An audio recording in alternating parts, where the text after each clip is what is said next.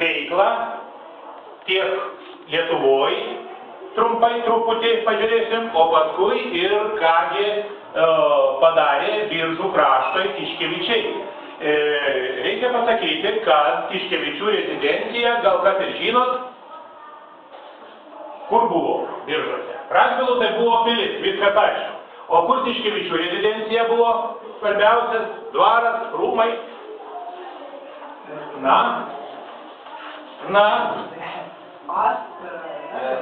Teisingai, Astrave. Astravo dvaro rūmai yra pastatyti Tiškevičių ir šiandien jums bus irgi čia užduotis šitoje pamokoje irgi surikiuoti. Bus viena užduotis pagal eilę, kaip valdė Tiškevičiai Biržus, kas po ko, ir Biržų dvaras vadinosi Majoratu.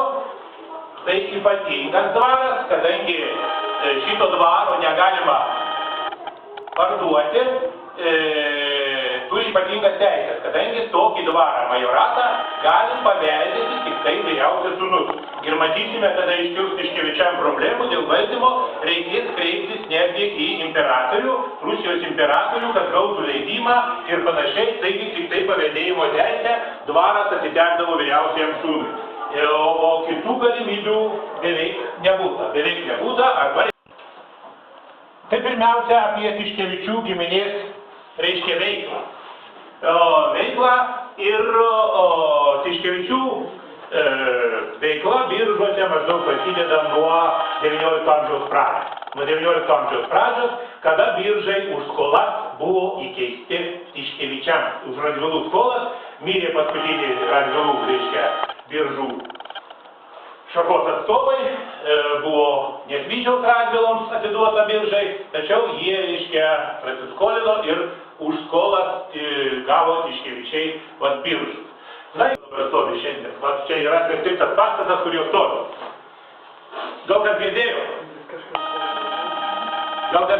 kur stovi. Šitos skulptūros išvežtos yra iš Biržų 1928 metais. Smetonos laikais išvežė iš Biržų šitas skulptūras ir jas nuvežė kur? Skaitom. Į Kauną, prie rūmų muziejaus karo ir yra dabar ten jos ir stovi. O kas buvo padaryta Biržas? Gipsinės kopijos. Tai gipsinės kopijos ir dabar jos tebestovi priekyje. Esat buvę Astravo rūmų? Tai va, įsivaizduojat, reiškia, kad tos gipsinės kopijos yra maždaug tokios yra. Na, Astravo rūmų sodyba įrašyta yra į kultūros paveldo sąrašą. Na, jeigu namuose gal ir užduosim šitą užduotį. Na, o dabar pabandysime, kas sudarė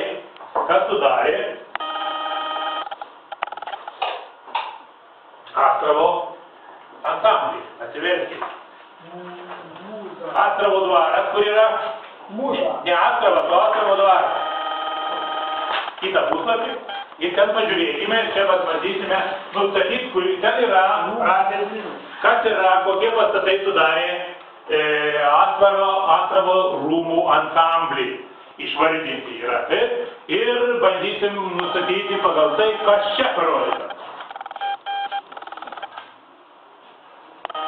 Čia buvo su vardininko namelis. Vardininko namelis. Gerai, o kitaip dar jis vadinamas šunininko namelis. Prieš važiuojant nuo Biržų ten važiuojant ir kaip tik prie to vartų yra toks nedidelis namelis, kur dabar parduotuvė, nežinau dabar yra, anksčiau būdavo parduotuvė, dabar yra ar nėra tam namelyje tokia. Tai va tas namelis yra kaip tik tai. Kaip sakė, vardininko. Nu tai kur sakiau šunininko. Nu čia turbūt matom, kad yra. Nuotrauka tokia. Nu čia pats Astravos patys rūmai. Matom bokštelį, nuo ežero pusės čia. Kas čia? Kas? Arkinė, tiltas ir kas kartu?